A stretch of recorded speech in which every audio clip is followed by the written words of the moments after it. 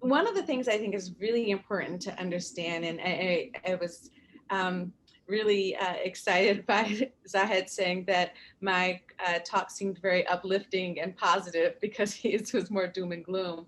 I think those two things go together, right? And I think you picked on that, Josh, exactly. The idea is here, there's a lot of opportunities. And so I do see it as a positive, because I think that we need to create that space as someone who feels like I could benefit from precision medicine. I want to make sure and be a part of the system that helps build it so that I can, so that my children can. And so I think that that's important. But what can we do if we were given $1 million or $2 million? What would be the clear priority for doing that? And I think part of this is why the landscape, as I mentioned, is so important, because what it clearly tells us is where we haven't invested. And I think in all of the talks, what we've heard and talked about was infrastructure. What we never talk about in biomedical research or even in clinical practice in our day to day is how the infrastructure that we work in, how the systems that we work in impact our ability to function.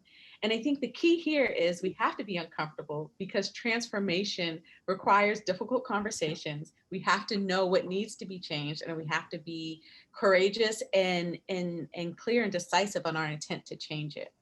So what does that change? Well, you mentioned the entire continent of Africa is missing in our FH research across translational stages. So that's discovery of any potential new variants that could cause FH, or new genes that could be important or contributory, or things that could modify the relationship between a gene and, sort of the genotype and phenotype. I'm a geneticist. I must try to stay away from that jargon. But, the two things, the exposure and the outcome, the things that modify that relationship, as Chloe sort of talked about in terms of her experience in her own course, she was first talked about diet. The first intervention that was suggested to her was about diet. And I think that's important. Its diet is a huge contributor to heart disease.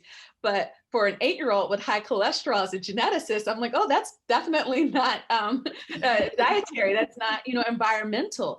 But here we have this disease in FH, which is both has genetic components. It's definitely modified by environmental factors. What do we need to do? We need to embrace complexity, be uncomfortable, build a workforce that actually can help us reach the communities that we need to. And that workforce cannot essentially just be diversity in our recruitment and our engagement. We need diversity in the leadership, diversity throughout the infrastructure. And then we need to engage those patients. And honestly, what we see now is where we should invest that money needs to be at the populations that are completely excluded. If we think about it from this standpoint, and I think this is you might have seen those. I thought about including one, but these little cartoons of a family or people watching a baseball game from behind a fence, and there's this idea that equality is everyone gets, that you have the person who's 4 foot tall and the person who's 7 foot tall, and the fence is 6 foot tall.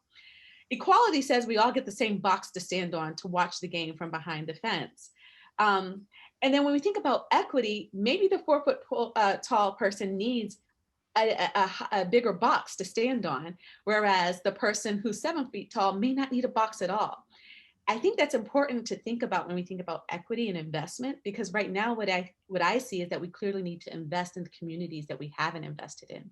That doesn't mean we withdraw from the other communities. We need to maintain, monitor, build, and maintain the infrastructure and enhance it. However, the greatest investment right now needs to be in the communities that are largely without. And so part of that is just landscaping, understanding, again, this is how our T3, T4, understanding implementation science and the barriers to implementation of successful strategies in those communities is really important, and invest there, and then build the system that allows us to be successful in those communities and optimize the rest of the system with what we learn from that.